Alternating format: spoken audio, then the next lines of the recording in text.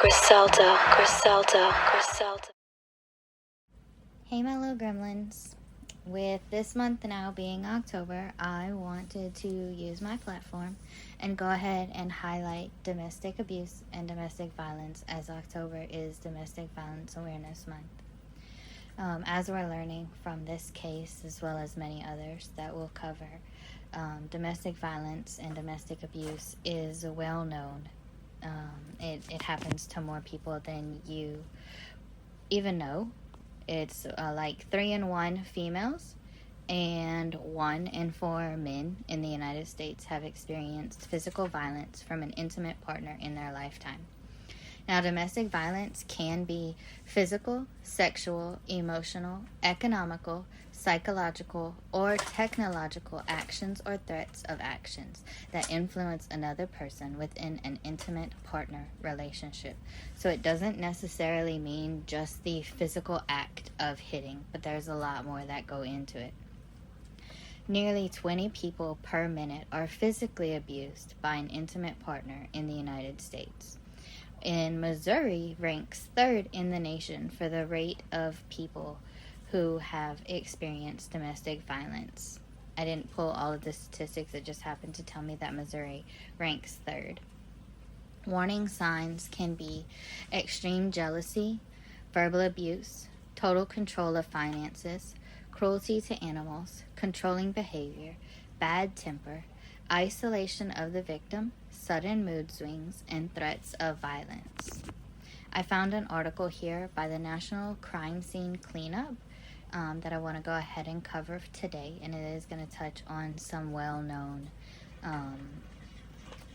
domestic violence cases that ended in homicide, actually.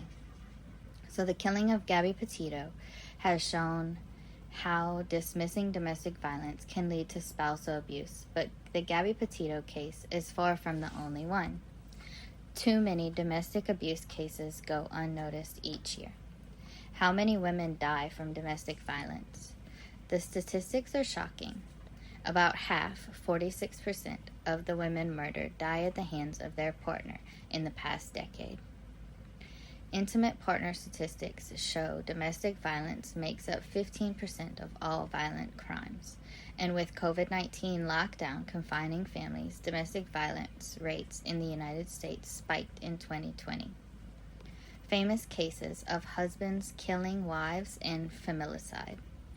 We've all seen local headlines, wife killed by husband shoots wife, man shoots wife then himself, husband kills family then himself, and seen enough famous cases to know spousal murder is too common. It's so common that according to the Emory University School of Medicine, more than 3 women die by their intimate partner each day. The homicide of Gabby Petito and the Watts familicide remind us how important it is to take these matters seriously. Watts family homicide in 2018. Nearly 3 years before Gabby's disappearance on August 13, 2018, a pregnant Shannan Watts and her 2 daughters were reported missing. Shannan by close missed friend business Nicole meeting Atkins, an OBGYN appointment, and failed to return anyone's texts. The Frederick Police Department were called to the house after Atkinson visited the Frederick, Colorado house and were not answered by Shannan or her husband, Christopher. Furthering the investigation, Christopher had been brought into questioning, but failed a lie detector test, subsequently confessing to strangling Shannan in a fit of rage after being denied divorce. He admitted to smothering his daughters with a blanket after loading them and Shannan's body into the back of his work truck. He also admitted that he had left his daughters' bodies in a remote oil storage of his employer, Andraco Petroleum. His wife's body was buried in a shallow grave 100 feet away. In later interviews, Watts explained that there had been marital problems between the two for some time. Now we're going to look at the Gabby Petito case in 2021. Gabrielle Petito, 22, and Brian Laundrie, 23, attended high school in Blue Point, Long Island, New York together. After dating for about 2 years, the couple moved into Laundrie's parents' home in Northport, Florida. He proposed to her sometime in 2020, and they jointly decided to quit their jobs, converted a Ford Transit into a tiny home, and vlogged their travel adventures in the United States on Instagram and YouTube. But her adventures became an international focus in all media outlets when Brian returned home without her. At the end of August, while traveling in the Grand Teton, Teton National Park, a campsite near Jackson, Wyoming, Gabby Petito stopped answering text messages and phone calls in a similar way Shannan Watts did. She subsequently missed a planned meetup in Yellowstone with one of her friends. Without responding to Petito's family, Brian Laundrie drove the van back to his Florida home without her. Petito's family subsequently reported her missing on September 11th. During the investigation, it was found that a police report had been filed about domestic violence situation while driving through Moab, Utah. The initial 911 call was by a third party that saw Laundrie hit Petito. When the cops arrived, the body cam footage showed the couple downplayed the fight, but Gabby would not stop sobbing and was afraid to be separated from Brian. In the end, they detained her in the back of a cop car and ruled that they should be separated. Brian stayed in a hotel that night, and Gabby took the van. After reuniting, the events leading up to her disappearance and Brian's return to Florida on September 1st are not clear. Her body was found on September 19th in the park close by, where a YouTuber had spotted their van on his dashcam footage almost a month after she was reported missing. It was determined that she was murdered as a result of manual strangulation on October 12, 2021. Brian Laundrie's partial remains were identified and found in the Carlton Reserve on October 21, 2021. On November 23rd, Laundrie's family attorney confirmed that Brian had died of a suicidal gunshot wound to the head. Later, on January 21, 2022, the FBI released a statement confirming that they had discovered a confession in Laundrie's notebook to killing Gabby Petito. Why don't they leave? How do things like this happen? Why isn't law enforcement more responsive to these issues? It's a difficult subject to talk about, but it's a conversation that needs to be held. Better community awareness and proper training in our law enforcement is needed to address these issues and stop the misinformation together. Domestic violence laws are overdue for reform. Why does domestic homicide happen? Part of the problem is that there are many myths about domestic homicides.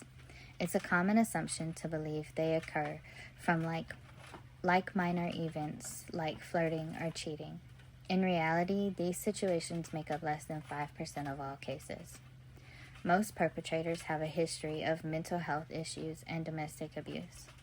When law enforcement intervenes, favoritism towards the male perpetrator dilutes the seriousness of the matter.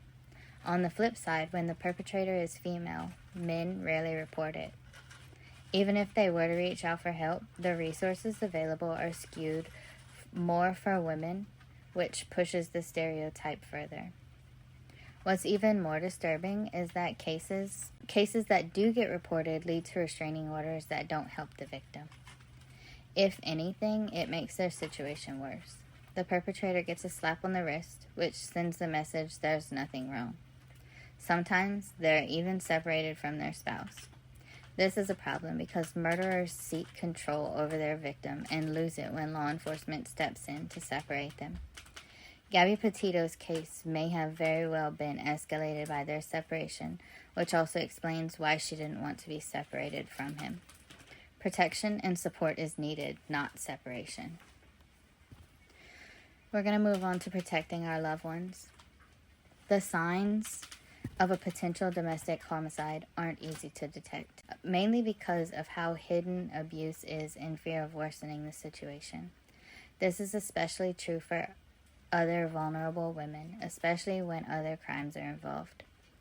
The best thing we can do is be supportive of our loved ones by staying connected to them. A major red flag to look for is when they are isolating, pulling away, or refusing to talk about what's going on in their relationship. but you don't want to come off as investigative or concerned either. Expert Jane Monckton-Smith advises piecing together potential cases on a long-term strategy.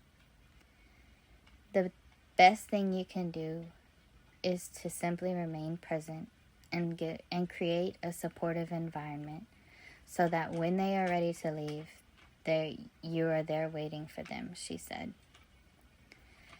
I want to highlight things that other women have gone through that may have led to worse situations than those of us who have survived them. And I'm definitely going to spend the month of October focusing on that, as well as focusing on things that, other cases that have signs of domestic abuse and domestic violence. A lot of this happens behind closed doors and we don't know. Nobody wants to speak up and talk about it, and that's understood. But we need to break the stigma on that finally, so that people are comfortable to talk about it. And I will include the phone number for the domestic abuse hotline so that if anyone is going through such of a situation, they can definitely reach out for help. I also want to extend that my inbox is open for anybody and everybody. If anybody needs to reach out and talk about something, my inbox is open. I may take a little while to get back to you. Just bear with me. Keep in mind that I have other things going on as well outside of just my content creating. But I do open that up for anybody that wants to talk about something or is looking for some help in a situation that could lead to potential disaster. So look forward to all of my upcoming content, and in the meantime, stay safe and stay curious.